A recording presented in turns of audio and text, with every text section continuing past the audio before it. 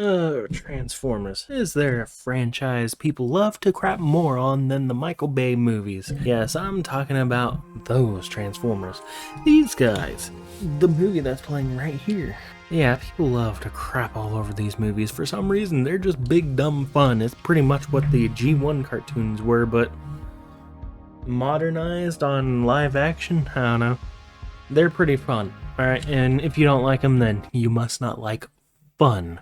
It's good, turn your brain off and just watch content. Anyway, without further ado, today we're finally taking a look at the 2007 Megatron from this movie right here.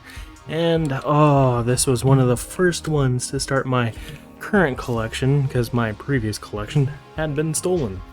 Oh, joy, the joys of people that backstab you. So, what is this guy? Well, he's from Takara Tomy, and I don't have the box or anything, so I can't show you anything, but Takara started doing something called the Studio Series, which is supposed to be more on-screen accurate or comic book accurate, whatever. It's supposed to be more accurate looking, and they kind of accomplished that with this. It's just a group of re-releases that look great, and in case you haven't seen the original 2007 Megatron by, I think it was Hasbro that did it. Oh, that thing looked atrocious.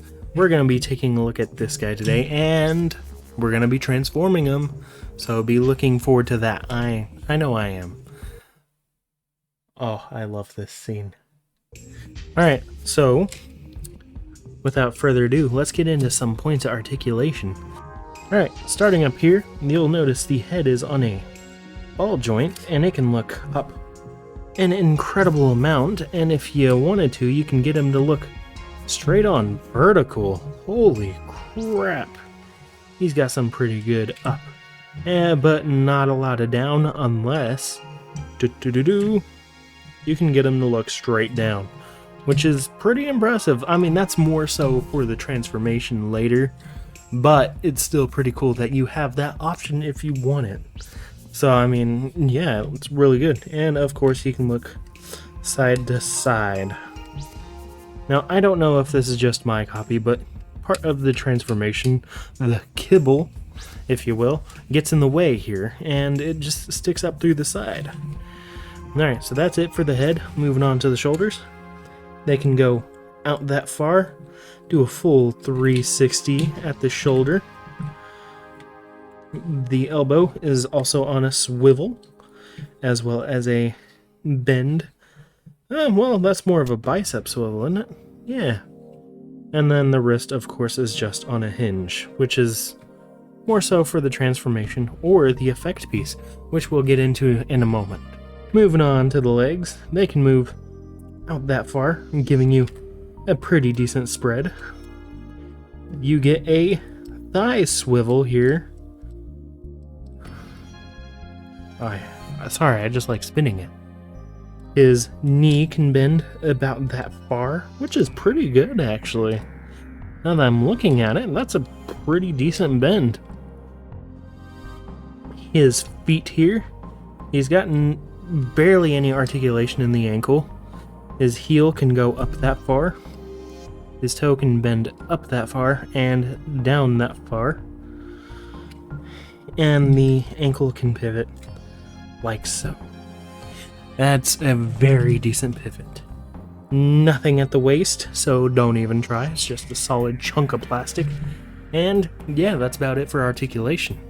Let's get into paint and detail. The paint looks incredible. He's very like gunmetal gray, which is more or less what he looks like in this movie. Just a very dark gray that has like a very tiny bit of shine to it. And you'll see that mostly throughout his body, going all the way down to his feet. And even on the back. Wow. Look at that. And some of it is this, I believe, unpainted plastic. And that's going to be the majority of the figure. And honestly, it doesn't bug me. It's on-screen accurate. And if you know me, you know I prefer on-screen accuracy to anything else. Yeah, we don't talk about him. he's a disgrace. I almost forgot. We are starting the new rating systems. So Posability is going to get a green star from me. As much as I enjoy the gunmetal paint application here, I think it could use some dry brushing, some weathering effects, especially considering this guy retails for about 30 bucks, 40 bucks, I think, somewhere around there. I don't remember, it's been years since I got it. But other than that, it looks fantastic. And I really can't complain too much about the painting because it's pretty good. Now moving on to Posability, we're going to go ahead and give that a golden star because you get a lot of posability with it, and the only way it's going to get a green star from me is if it's a Playmates posability where it's just arms and legs that move forward and backward. That's the only way it's getting a green star. So let's talk about detail. From what you can see on movies, this is pretty accurate. I mean, there's some spots here and there that aren't, but for the most part, it's pretty dang accurate, and I can't complain because this is probably my favorite iteration of Megatron. I know there's people out there that love their G1s, but dude, I grew up with this. Okay, I was 9 when this movie came out. I was peak for this. So, you know, of course I'm going to have a strong emotional attachment to these more complex Michael Bay designs. And I know other people don't, but, you know, that's just me, man. I love the Michael Bay designs. I love the complex looks of the robots. And some people will complain, oh, they look too busy. And I say, I don't care. It was fun. It was good fun for my ADHD-riddled brain. So you know what? I'm not gonna complain. I love all of the Michael Bay movies, including Age of Extinction, which is a low point for me. And then last night was a high point where it started going back up because I thought the last night was better than Age of Extinction, but apparently I'm alone in that sentiment. So another point of detail we can see here are the eyes. It's actually molded plastic in there that I think it's just red molded plastic, which is pretty cool. It looks great. And whenever you can get the lighting in there, it just looks so fantastic. And something else I have to point out is the back looks incredible.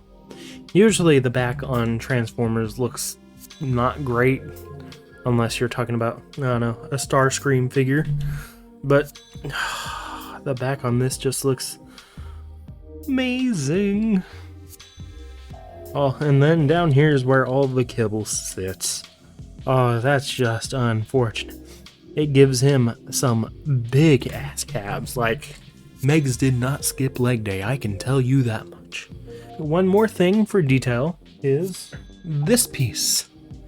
This here is the thingy. I don't know what you call it, man. This is the thing that is like Megatron's hand here, and he turns it into like a kind of chain ball, and he starts using it to get out of containment or whatever. And oh, it looks so good in detail, or in person.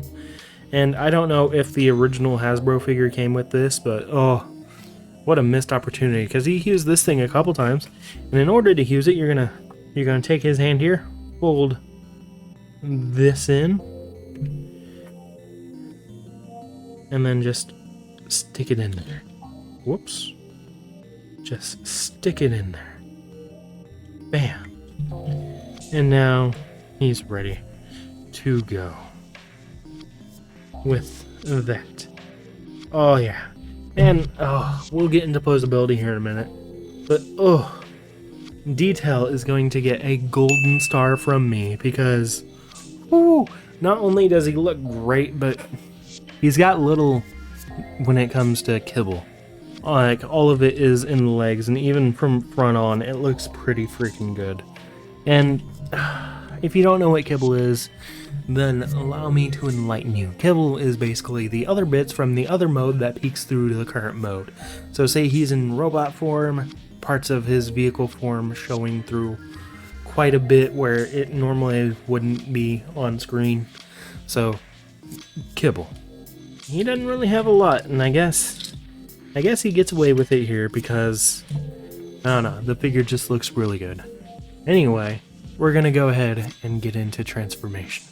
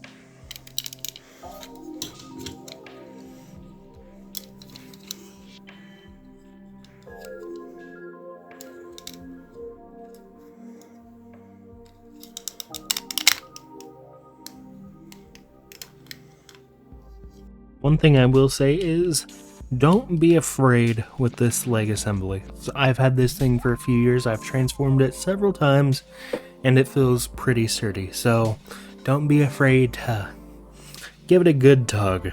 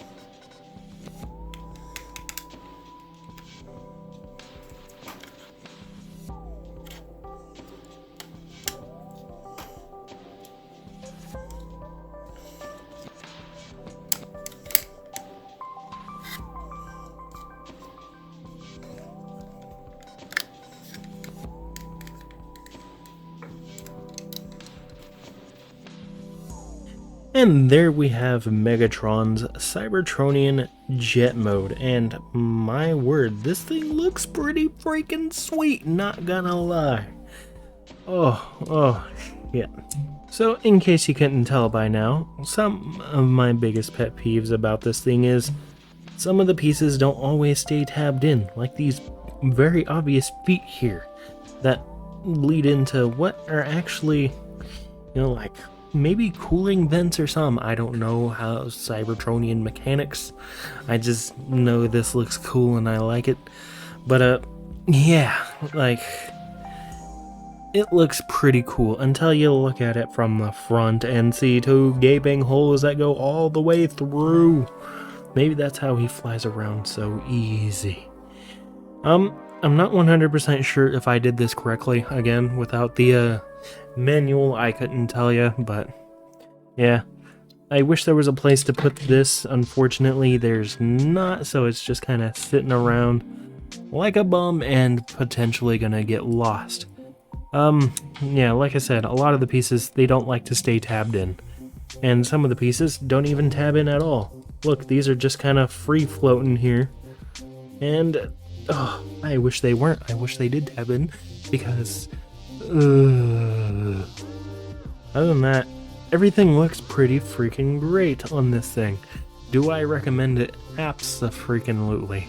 I think it's a joy. If you can find it, go for it. My personal enjoyment with this thing is going to be a golden star, because, yeah, I love 2007 Megatron. I think this guy's pretty cool. And just, oh, him turning both his arms into a gun is just so freaking neat. Sorry, I got distracted by the movie. Yeah. Hey, it's this scene. Just him doing this was so cool. This is what we got, and we ended up getting his hand mace, which is fine. You know, I'm not complaining. I like what I ended up getting. So, yeah, there we have it. My overall review of this is going to be a golden star as well. A very good figure. Again, the only green star sitting on this list is paint, and that's just because it could have used a little more, or it could have used actually just a touch of freaking weathering on it. Some dry brushing here or there to make it look like, I don't know, he's been in some battles, because other than that, he looks like a shiny.